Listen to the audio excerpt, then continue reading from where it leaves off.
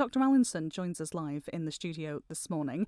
Minister, there is confidence. Where is that confidence coming from? More am I, yeah. I mean, obviously, this is a difficult time for everyone. Passengers, the crew of the steam packet and all the staff there, as well as people who rely on it, in terms of freight. What we've done from a government point of view is the Emergency Planning Strategy Group has kicked in. This is a group that's set up to deal with these sort of situations.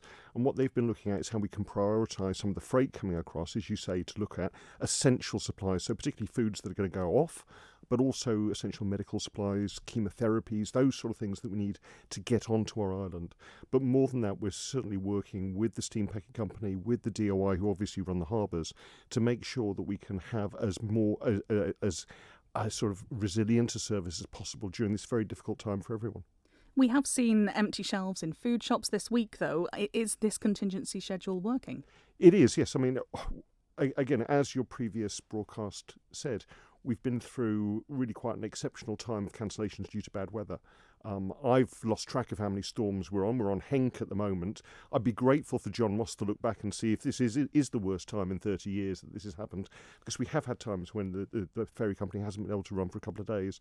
So it's on the background of really bad weather. We've had silting across as well. We've had huge travel disruption right round Europe, particularly in the UK. And I think that has taken a toll. What we have seen, though, is certainly during the Christmas period, people have been able to get their turkeys and their Brussels sprouts. We have managed to keep those supplies coming in, but it has been difficult for people, and I apologise for that. You say as well this is being closely monitored by government. How is that being monitored? What we're doing is working both in terms of the steam packet company itself, but also with local retailers. So the Department for Enterprise has been reaching out to a whole range of retailers. We've obviously heard about newspapers, which are time dependent, but also food retailers as well, those people who rely upon daily deliveries by the steam packet for their goods, to make sure we can try to prioritise what gets on the Arrow. Now, we've had reassurance from the steam packet company that the capacity of the twice daily crossings at the moment, freight and passenger, is enough to bring in the usual amount of freight we see this time of year. But obviously, I think what everyone wants to see is a normal service being resumed as soon as possible. And that's why we're encouraging both the staff of the steam packet company, their representatives, particularly Nautilus International, and the Isle of Man Steam Packet Company Board, to get together, try to find a long-term resolution for this industrial dispute. Well, you talked there about the importance of that normality. We know at the moment that the Arrow is coming in later because of the issues with the Manxmen using the pier. Do we know why that is? And is there anything that can be done to perhaps get the freight in a bit earlier? Yeah, I mean, that's very much an operational issue in terms of the way that the harbours work. We've got 3 large ships there at the moment, and they need to move around in a very careful way so that they can do that safely. Certainly, I know that there's ongoing work to strengthen and improve the King Edward Pier, and so we'll certainly be working with the DOI to see if we can get a better way of getting freight off. But again, the Manxmen, you can drive on and off in terms of getting freight on and off the Arrow. That's obviously done in a different way, and you have to do that incredibly carefully, particularly when we have bad weather.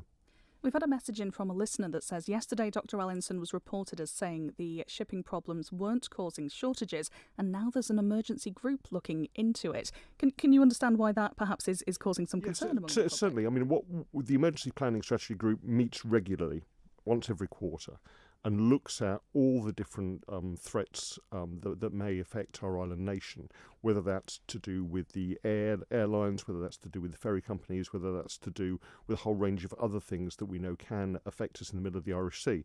When we get either really bad weather or industrial action on this sort of scale, they kick into play. And really that's trying to coordinate right across government what else we can do to ensure that essential services come in here. Now, we've had the reassurance that with the MV Arrow being in place, that we can, for a period of time, actually make sure that we get the right freight over here.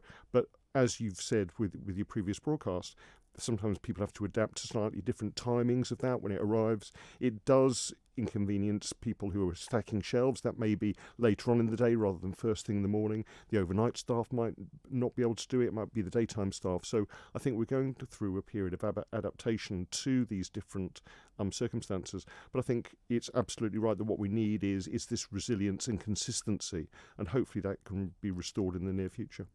This industrial action started on the 27th of December. There was, I think, a week's notice before it came into place. There was a ballot for a few weeks before that. So it was very much on the cards that this could be something that happened. Do you think action could have been foreseen, and should something have been done sooner? There was a whole range of contingency plans put in place. Again, you're quite right. There was a strike ballot by Nautilus International, which looked at full-blown strike or action short of strike. They decided to go ahead with action short of strike, and that includes the engineers, the masters, the chief officers on the steam packet. What they said was that they would only undertake their work responsibilities, wouldn't go ahead with any overtime, and wouldn't cover other people who are off sick. And unfortunately, then we suddenly found one person had to leave their post for personal reasons. And so there wasn't anyone then who was prepared to take their place. And I'm sorry for that. Obviously, we're going through a difficult period, and I've got utmost respect for all those people involved in manning the boats and the vessels at this time. And I hope that by decent dialogue, by some conciliation, and certainly the Manx Industrial Relations Service are involved now, we can settle some of these disputes and have better morale, but also better resilience for the fleet going forward. Nautilus has spoken about the steam packet not being involved in arbitration. The steam packet themselves have said this week that they aren't seeing an end to this dispute. Would you like to see the two sides engage in arbitration, and when can you see this coming to an end? Yes, I mean one of the reasons that myself and the Chief Minister met with the chair of the board and the managing director was to look at other ways of trying to resolve what seems to be a little bit of a deadlock at the moment. There is ongoing dialogue going ahead, but obviously that's sensitive at the moment.